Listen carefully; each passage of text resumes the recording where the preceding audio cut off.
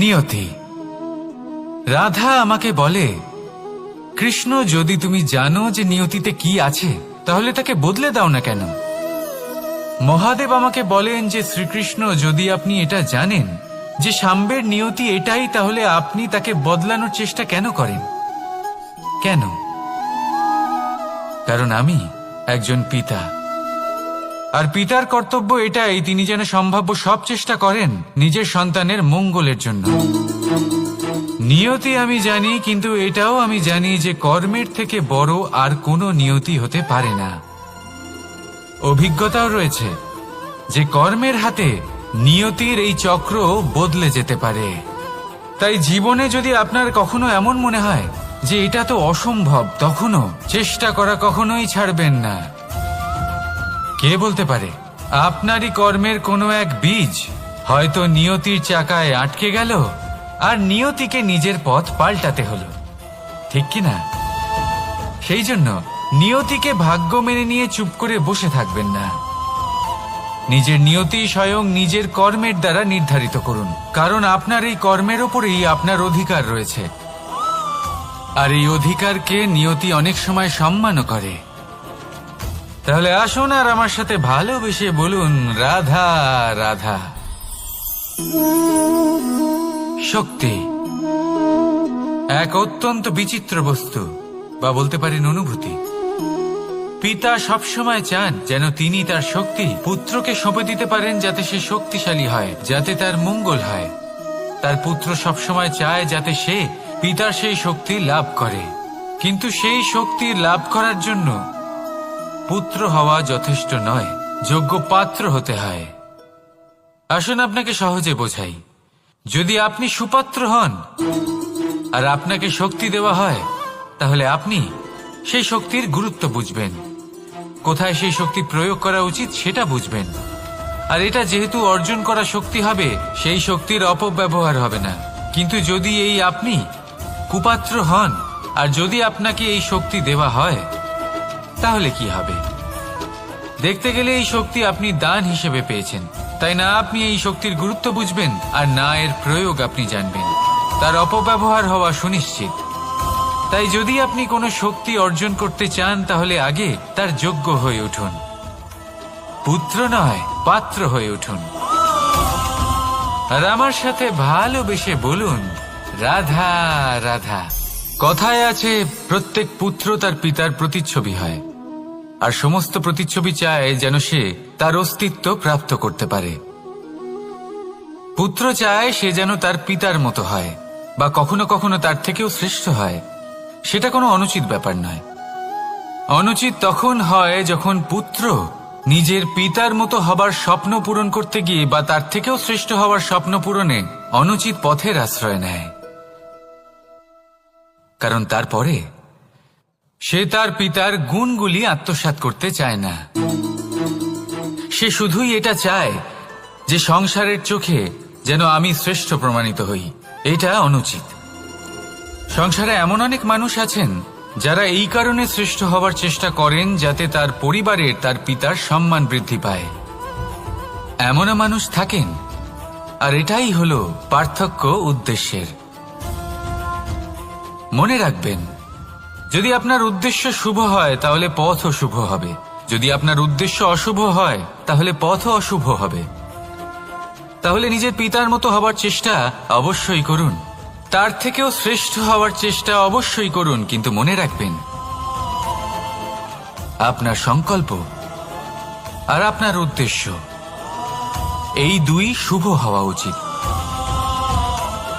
তাহলে আসুন আর আমার সাথে ভালোবেসে বলুন, রাধা রাধা। শক্তি শক্তি অর্জন করা এতটা কঠিন নয় যতটা শক্তি লাভ করার পরে সেই শক্তি সামলানো কঠিন হয়। কারণ যেই মানুষ শক্তি লাভ করে তার মনে গর্ববোধ জন্মায়, জন্মায় অহংকার, জন্মায় জেদ। তাই শক্তি প্রাপ্ত করার সাথে বিনম্র থাকাও অত্যন্ত আবশ্যক। আর এটা আমাদের শেখা উচিত বৃক্ষের থেকে। বৃক্ষ যা আমাদের ফল দেয়, বৃক্ষ যা যত ফল দেয় ততটাই ঝুঁকে যায়। আমরা পাথর মারি ওই বৃক্ষের থেকে ফল প্রাপ্ত করার জন্য। সেই পাথরের মার সহ্য করেও বৃক্ষ আমাদের ফল দেয়। কোনো গর্ববোধ নেই, কোনো অহংকার বোধ নেই, আর সেই জন্য এই বৃক্ষের পুজো করা হয়। এটাই হলো মাহাত্ম্য শক্তির সাথে বিনম্রতার। যদি এই শক্তি সৃজন করে থাকে, সাহায্য করে থাকে, সম্বল হয়ে থাকে, তবেই সেই শক্তি উপযুক্ত। আর নয়তো সেই শক্তি একদিন আপনাকে আসক্ত অবশ্যই করবে। তাহলে শক্তি অবশ্যই অর্জন করুন, কিন্তু তার সাথে সেই শক্তি সামলানোর মতো বিবেকও আপনাকে অবশ্যই জাগ্রত করতে হবে। তাহলে আসুন আমার সাথে ভালোবেসে বলুন, রাধা রাধা। অহংকার অত্যন্ত বলশালী হয়। এই অহংকার মানুষকে কখনো নত হতে দেয় না। অদ্ভুত ব্যাপার, এই অহংকার যা মানুষকে কখনো নত হতে দেয় না, সেটাই তার পতনের কারণও হয়ে দাঁড়ায়। যেখানে মানুষ এটা ভাবতে শুরু করে যে শুধুমাত্র সেই যোগ্য, সেখান থেকেই তার পতনের আরম্ভ। ঠিক কিনা? দেখুন, যদি কোনো মানুষ এটা ভাবে যে আমি এই সব কিছু করতে পারি, তাহলে তা হলো বিশ্বাস। কিন্তু যদি সে এটা ভাবতে থাকে যে শুধুমাত্র আমি এই কাজ করতে পারি, তাহলে তা হলো সেই ব্যক্তির অহংকার। আর এটা আপনাকে বিনাশের দিকে অবশ্যই নিয়ে যাবে। মনে রাখবেন, যখন আমি আর শুধুমাত্র এই দুই এক হয়ে যায়, সেখান থেকে আপনার পতনের সূত্রপাত হবেই। তাই আপনি কখনোই এই অহংকারের চক্রব্যূহে ফেঁসে যাবেন না। বিশ্বাস রাখুন নিজের ওপর এবং অন্যের ওপরও। আর মনে রাখবেন, বিশ্বাসের মধ্যে বিশ্বের প্রত্যেকটা বস্তু বসবাস করে। তাই এই অহংকারকে ত্যাগ করে ফেলুন আর আত্মবিশ্বাসের ওপর মনোসংযোগ করুন। আর আমার সাথে ভালোবেসে বলুন, রাধা রাধা। মানুষ নিজের জীবনে ঈশ্বরকে খুব মান্য করে, ওনার জন্য কি না করে। ভিন্ন ভিন্ন নামে তাকে স্মরণ করে, তাকে পুজো করে, তার আরাধনা করে। সে জানে যে ঈশ্বর তাকে শক্তি অবশ্যই দেবেন, তাকে সাহায্য অবশ্যই করবেন। কিন্তু যখন প্রশ্ন আসে গুরু এবং ঈশ্বরের, তখন গুরুর মান কখনো কম হওয়া উচিত নয়। কারণ সত্যি বলতে কি, গুরুই হলেন সেই সিঁড়ি যা বেয়ে আপনি ঈশ্বরের কাছে পৌঁছানোর পথ খুঁজে পাবেন। সেই পথ আপনি গুরুর থেকেই পাবেন। গুরু না থাকলে আপনি কখনো ঈশ্বর লাভ করতেই পারবেন না। আর জীবনে অনেক সময় লক্ষ্যের থেকেও অনেক বেশি গুরুত্বপূর্ণ হলো পথ। তাই এই পথের সম্মান করতে শিখুন, অর্থাৎ গুরুকে সম্মান করতে শিখুন। কারণ গুরুই হলেন পরমেশ্বর। তাহলে আসুন আর আমার সাথে ভালোবেসে বলুন, রাধা রাধা। আপনার জীবনে আপনার প্রকৃত বন্ধু আসলে কে? আপনার সব থেকে শ্রেষ্ঠ মিত্র আসলে কে? তিনি যিনি সময় এলে পরে আপনাকে সাহায্য করেন, নাকি তিনি যিনি সময় এলে পরে আপনাকে অর্থ দেন? দেখুন, আমরা হলাম মানুষ, আমাদের জীবনে লেনদেন চলতেই থাকে। এটা আমাদের জীবনের অভিন্ন অংশ। কিন্তু অনেক সময় এমন হয় যে আমরা তাকেই নিজের প্রকৃত বন্ধু বলে মনে করি, যিনি আমাদের একটা বহুমূল্য উপহার দেন। ঠিক কিনা? এবার আপনার জীবনে সেই বহুমূল্য উপহার কোনটা, ওই অমূল্য মিত্র আসলে কে, সেই সিদ্ধান্ত হলো আপনার। কিন্তু যদি আপনি আমাকে জিজ্ঞেস করেন, তাহলে আমার মতে স্বর্ণ, হিরে, মুক্ত, ধন এগুলো বহুমূল্য নয়।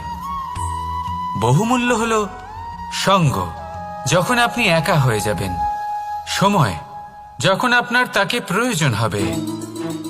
সমর্পণ, যখন আপনার বিশ্বাসের প্রয়োজন পড়বে। যে মানুষ আপনার প্রতি এই 3 গুণ প্রদর্শন করেন, যিনি আপনার কঠিন সময়ে আপনাকে অবশ্যই সঙ্গ দেবেন, যখন আপনার প্রয়োজন পড়বে আপনাকে অবশ্যই সময় দেবেন, আপনার প্রতি সম্পূর্ণ সমর্পিত থাকবেন, সেই হলো আপনার আসল মিত্র, সেই হলো আপনার প্রকৃত বন্ধু। কারণ সত্যি বললে, বন্ধুত্বের অর্থই হলো নিজেকে সম্পূর্ণরূপে কারোর কাছে সমর্পণ করে দেওয়া। তাই আপনার সেই বন্ধুর জন্য নিজের প্রাণ উজাড় করে দিন আর ভালোবেসে বলুন, রাধা রাধা। মানুষ জীবনে 3টে কাজ অবশ্যই করে থাকে, কিছু দান করে, কিছু গ্রহণ করে, আর কিছু ত্যাগ করে দেয়। এটাও ভাবতে থাকে যে এটা করলে কিভাবে করবে। দেবার জন্য পর্যাপ্ত ধন নেই, নেবার জন্য সংসারে অত স্নেহ নেই, আর ত্যাগ করার জন্য জীবনে এত সুখই নেই, তাহলে কিভাবে করবে? আসলে আমরা বস্তুগত চাহিদা অর্জনে এত ব্যস্ত হয়ে পড়ি যে আমরা বুঝতেই পারি না যে কি নেবার আছে, কি দেবার আছে, আর কি ত্যাগ করার আছে। তাহলে আজ আমি আপনাকে বলেই দিই, মনে রাখবেন এই 3টে গুরুত্বপূর্ণ গুণ, 3টে গুরুত্বপূর্ণ কথা। দেবার জন্য আছে দান, নেবার মতো আছে জ্ঞান, আর ত্যাগ করার মতো আছে অহংকার। যখন আপনি দান করতে শিখে যাবেন, জ্ঞান অর্জন করার শক্তি আপনা থেকেই আপনার মধ্যে চলে আসবে। আর যখন এই জ্ঞান আপনার মধ্যে প্রবেশ করবে, অহংকার আপনা থেকেই আপনার থেকে দূরে চলে যাবে। যে ব্যক্তি এই 3-এর মধ্যে ভারসাম্য বজায় রাখতে পারে, তার বর্তমান, ভূত, ভবিষ্যৎ, লোক, পরলোক সবকিছু শুধরে যায়। যেই দিন আপনি দান করতে শিখে যাবেন, জ্ঞান আহরণ করতে শিখে যাবেন, অভিমান ত্যাগ করতে শিখে যাবেন, আপনার সর্বশক্তিশালী, সর্বশক্তিমান পরমেশ্বরেরও প্রয়োজন পড়বে না। কারণ তখন ঈশ্বর আপনার মধ্যেই বাস করবেন। তাহলে আসুন আর আমার সাথে ভালোবেসে বলুন, রাধা রাধা। জীবনে অনেক সময় সমস্যা আমাদের চারদিক থেকে ঘিরে ফেলে। এই সমস্যা নানান ধরনের হতে পারে। আর্থিক সমস্যা হতে পারে, পারিবারিক সমস্যা হতে পারে, কোনো সম্পর্ক নিয়ে সমস্যা হতে পারে, কখনো কোনো দৈনিক সমস্যা হতে পারে, কখনো কোনো দ্বন্দ্ব হতে পারে, অনেক সমস্যা হতে পারে। কিন্তু যখনই কোনো সমস্যা আসে, আমাদের মনে তার জন্য একটা উত্তর অবশ্যই থেকে থাকে, যা আমাদের অন্তরে রয়েছে। একে আমরা বলি আত্মা। আত্মা হলো পরমাত্মারই রূপ, আর পরমাত্মা তা কখনোই কিছু অনুচিত চাইবে না, তাই তো?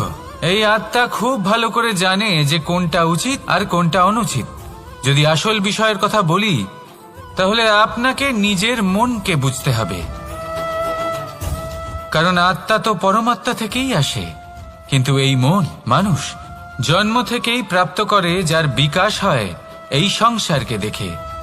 যেদিন আপনার এই মন আর আপনার এই আত্মা, এই দুই এক হয়ে যাবে, আত্মসাৎ হয়ে যাবে, সেদিন আপনার জীবনে না কোনো সমস্যা থাকবে, না কোনো ঝঞ্ঝাট থাকবে, না কোনো সংকট থাকবে। কারণ আপনার কাছে সেই সমস্ত সমস্যার, সমস্ত বিপদের সমাধান থাকবে, আর তাও আপনারই অন্তরে। তাহলে আসুন আর আমার সাথে ভালোবেসে বলুন, রাধা রাধা। ভক্তি আর শক্তি, এই দুইয়ের মধ্যে সম্পর্ক অত্যন্ত সরল। মানুষ ভক্তি করেন যাতে তিনি শক্তি লাভ করতে পারেন, আর শক্তি লাভ করার পরে ভক্তিভাব ভুলে যান, আর শক্তির প্রতি আসক্তিতে মত্ত হয়ে যান, আর সেখান থেকেই তার বিনাশ শুরু হয়। কেন? কারণ ভক্তির দ্বারা প্রাপ্ত শক্তি অন্য কারোর হিতের জন্য ব্যবহার করতে হয়, অন্য কারোর মঙ্গল করার জন্য ব্যবহার করতে হয়, কারোর বিনাশের জন্য নয়। এবার যদি আমি আপনাদের একটা উদাহরণ দিয়ে বোঝাই, তাহলে কোদাল দিয়ে আমরা মাটি কোপাতে পারি, একটা গর্ত খুঁড়তে পারি, যাতে একটা নতুন বৃক্ষ জন্ম নিতে পারে। একটা বৃক্ষ যা অন্য জীবকে ফল প্রদান করবে, যাত্রীদের ছায়া প্রদান করবে। কিন্তু এই কোদালের ব্যবহার যদি আমরা অন্য কারোর ক্ষতি করার জন্য করি, তাহলে ক্ষতি শুধুমাত্র আমাদেরই হবে। তাই জীবনে যদি আপনি কোনো শক্তি লাভ করেন, হয়তো ভক্তির দ্বারা বা অন্য যেখান থেকেই হোক, তার সদ্ব্যবহার করতে শিখুন, নয়তো এই প্রাপ্ত শক্তি আপনার পতনের কারণ হয়ে দাঁড়াবে। তাহলে আসুন আমার সাথে ভালোবেসে বলুন, রাধা রাধা। বরদান অত্যন্ত বিচিত্র এক বিষয়, কিন্তু দেখতে গেলে এই বরদান কি না করতে পারে। এক দরিদ্রকে রাজা বানিয়ে দিতে পারে, একজন দুর্বলকে এই সংসারের সব থেকে শক্তিশালী ব্যক্তি বানিয়ে দিতে পারে। কিন্তু আমরা ভুলে যাই এক অত্যন্ত গুরুত্বপূর্ণ কথা। বরদান এই শব্দের শেষে দান লুকিয়ে রয়েছে।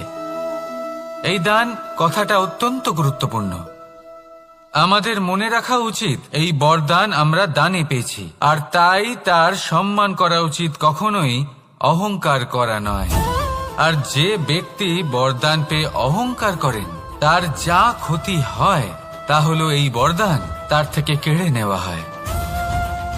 বর অর্থাৎ শ্রেষ্ঠ, অর্থাৎ বরদানের অর্থ হলো একটা শ্রেষ্ঠ দান, এবং তার ব্যবহার যদি আপনি কারোর ক্ষতি করার জন্য করেন তাহলে ক্ষতি শুধুই আপনার হবে। তাহলে এই বরদানের সম্মান করুন, উচিত পথে চলুন, আর উচিত উদ্দেশ্য নিয়ে এর ব্যবহার করুন, সব কিছু ভালোই হবে। তাহলে আসুন আর আমার সাথে ভালোবেসে বলুন, রাধা রাধা। পিতা আর পুত্রের সম্পর্ক অত্যন্ত মধুর হয়ে থাকে। পিতা স্বপ্ন দেখেন, তাকে পূর্ণ করার সকল সম্ভাব্য চেষ্টা করেন, কিন্তু তাও অনেক সময় ওনার স্বপ্ন অপূর্ণ থেকে যায়। তখন পিতা ভাবেন যে স্বপ্ন উনি পূর্ণ করতে পারেননি ওনার সন্তান তা অবশ্যই পূরণ করবে। যে স্থানে উনি কখনো পৌঁছতে পারেননি সেই স্থানে ওনার পুত্র অবশ্যই পৌঁছবে। পিতা নিজের সন্তানের ভবিষ্যৎ নিয়ে সেই স্বপ্ন দেখেন, আর যখন সেই সন্তান সামনে এগোতে থাকে তখন তার দুঃখ হয় না, বরং গর্ব হয়। ওনার ভালো লাগে এটা দেখে যে ওনার সন্তান অনেক উন্নতি করছে।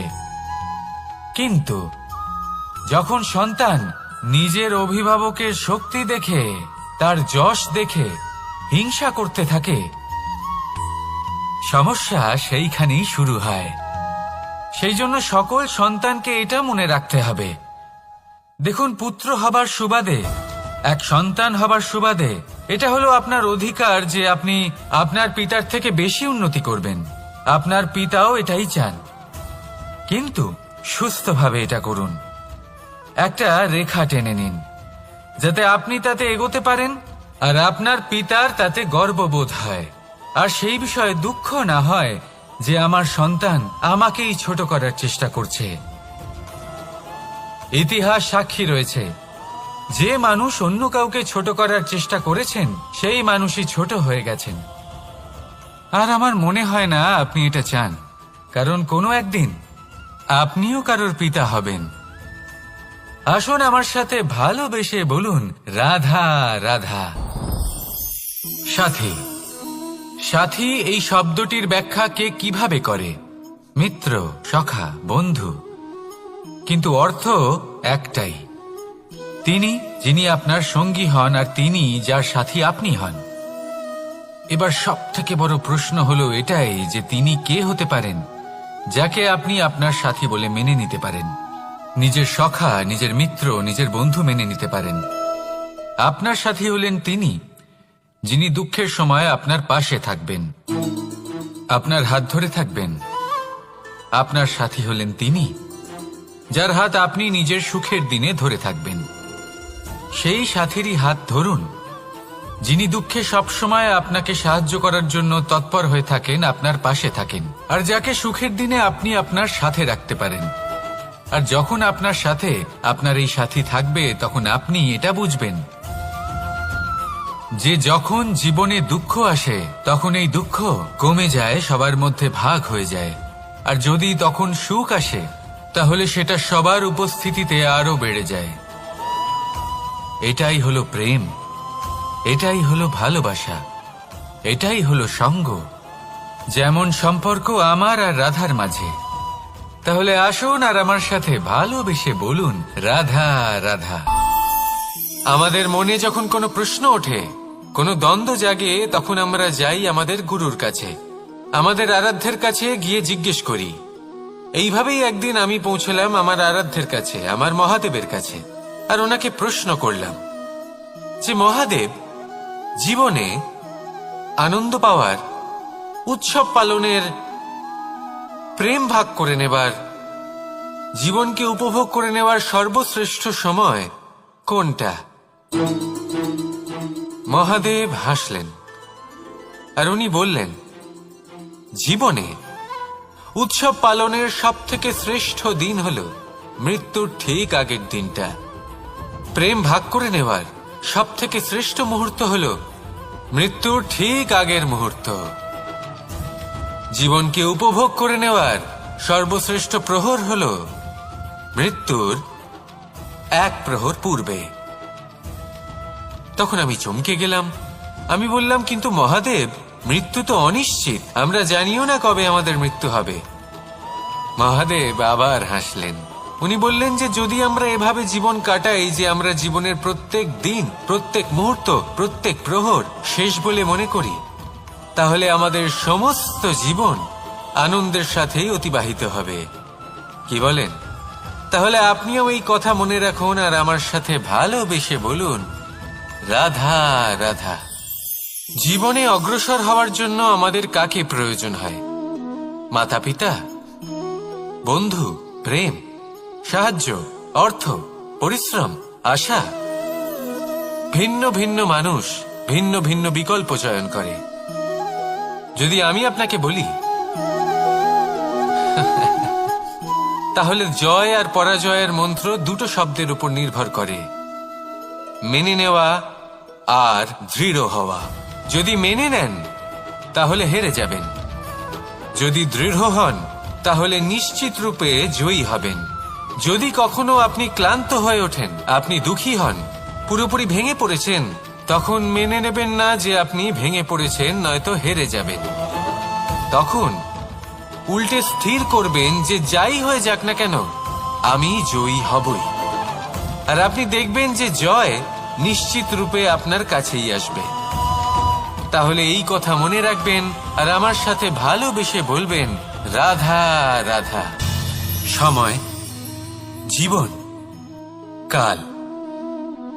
দেখতে গেলে এই তিনটি শব্দ একটি শব্দেরই সমার্থক শব্দ মনে হয়, কিন্তু এই শব্দগুলির অর্থ কি সমান? কখনোই নয়। হ্যাঁ, এই সময় চলতে থাকে, জীবন চলতে থাকে, কালচক্র চলতে থাকে। এই সময় কেটে যায়, কিন্তু এই জীবন, একে যাপন করতে হয়। কি বলেন? এই জীবনে কিছু করুন বা কিছু না করুন, জীবন এমনি কেটে যাবে, আপনি জানতেও পারবেন না। কিন্তু সেটা আমাদের উদ্দেশ্য নয়, একে যাপন করতে হবে। এই জীবনে প্রেরণা পেতে শিখুন, প্রেরণা দিতে শিখুন, আহ্বান গ্রহণ করতে শিখুন, আহ্বান জানাতে শিখুন, মহান কাজ করতে শিখুন, ধন্যাত্মক বোধ জাগিয়ে তুলুন। জীবন অতিবাহিত করার অর্থ কি তা আপনি শিখে যাবেন। কারণ সময় কেটে যায়, সমস্ত যুগ কেটে যায়, কিন্তু জীবনের রীতি জীবন কাটিয়ে দেওয়া নয়, জীবন যাপন করা। এই জীবন সম্পূর্ণরূপে অনুভব করতে হবে, নতুন পথ বানাতে হবে। এবারে যদি এই জীবন বাঁচার সময় একবার ভেবে দেখুন, যদি মনে প্রেম থাকে, সদ্ভাবনা থাকে, তাহলে কি হবে? এই জীবনকে বাঁচার অনুভূতিটাই অন্যরকম হয়ে যাবে, একটা আনন্দময় অনুভূতি লাভ করবেন। তাহলে এটাই করুন আর আমার সাথে ভালোবেসে বলুন, রাধা রাধা। আপনি কি কখনো কোনো জলের ধারা দেখেছেন? তার সামনে যতই মাটি থাকুক না কেন, যতই কাদা থাকুক না কেন, যখন এই জলের ধারা বইতে আরম্ভ করে দেয়, তখন এই কাদাকে নিজেই ধুয়ে নিয়ে যায়। ওই কাদাকে ধুয়ে দেয় এবং নিজের পথ নিজেই তৈরি করে নেয়। তাহলে আপনিও এরকম জলের মতো হয়ে উঠুন। যদি হয়ে উঠতে পারেন, তাহলে নিজের মনের, নিজের ভাবনার, নিজের জীবনের যত অনাবশ্যক তত্ত্ব আছে, অনুপযোগী অংশ রয়েছে, অর্থাৎ অপরিষ্কার অংশ রয়েছে, তা নিজে থেকেই নির্মল হয়ে উঠবে। আর যেরকম জলের ধারা কখনো থেমে থাকে না, সব সময় বয়ে চলে, সেইভাবে আপনিও কখনোই থামবেন না। সবসময় বয়ে চলুন, এগোতে থাকুন। পথে যদি অনেক বিপদ আসে, সমস্যা আসে, থামবেন না, তার উপর নিরন্তর প্রহার করুন, নিরন্তর প্রয়াস করুন আর অগ্রসর হন। আপনি ভেবে দেখুন, এই জলের ধারা কখনো থেমে থাকে না, সবসময় বয়ে চলে, বিপদের সম্মুখীন হয়ে তাকে সাথে বয়ে নিয়ে চলে। সেই জন্য জলের ধারা, প্রবাহমান এই ধারা, এর থেকে কখনো দুর্গন্ধ আসে না, এতে কখনো ময়লা জমতে পারে না, বরং পালিত হয় সুন্দর প্রাণবন্ত জীবজন্তু, যেমন সুন্দর ছোট মাছ। তাই আপনিও এটাই করুন, কখনো থামবেন না, শুধু চলতে থাকুন, জলের ধারার মতো বইতে থাকুন। আপনি আপনার লক্ষ্য অবশ্যই খুঁজে পাবেন, আর তার সাথে নিজের অন্তরের যে মালিন্য রয়েছে তা আপনি নিজেই নিজের থেকে দূরে করে দেবেন। তাহলে আসুন আর আমার সাথে ভালোবেসে বলুন, রাধা রাধা। এবার অনেক সময় মানুষের মনে এরকম প্রশ্ন আসে যে এই সংসারে সবথেকে বড় বিপদ কি? কেউ বলে ধর্ম সংকট, আবার কেউ বলে প্রাণের উপর আসা সংকট। প্রত্যেক মানুষের জীবনে বিভিন্ন সংকট আসে, আর এই সমস্ত সংকট অত্যন্ত বিচিত্র হতে পারে। এই সমস্ত সংসার হলো সংকট দ্বারা পরিপূর্ণ। ঠিক আছে, আপনাকে একটা উদাহরণ দিই। একজন ধনী ব্যক্তি, এবার ওনার জীবনে সংকট কি হতে পারে? সংকট এটাই যে কেউ তার সম্পত্তি চুরি না করে নেয়, আমরা বুঝতে পারছি। এবার একজন চোর, তার জীবনে সংকট কি হতে পারে? যে চুরি করার সময় সে যদি তার একটা কাশি চাপতে না পারে, তাহলে সে ধরা পড়ে যেতে পারে, ঠিক কিনা? আবার অনেক সময় এমনও হয় যে যার জন্য আমি সংকট, সেও আমার কাছে সংকট। যেমন এই পরিস্থিতিতে দেখুন, সংকট হলো সংকট, এ তো জীবনে থাকবে, কিন্তু এর সম্মুখীন কিভাবে হওয়া যায়? খুব সরল, সব এটার ওপর নির্ভর করে, মনের ওপর। এই মনকে নিয়ন্ত্রণ করলে সব ঠিক থাকবে। এবার যদি ধনী ব্যক্তি মনকে নিয়ন্ত্রণ করে ফেলেন, নিজের অর্থের ব্যবহার শুভ কাজের জন্য, সমাজের সেবার জন্য বিকাশ করতে করেন, ওই অর্থকে একত্রিত করে না রাখেন, তাহলে চুরির সমস্যা, এই সংকট সেখানেই কেটে যাবে।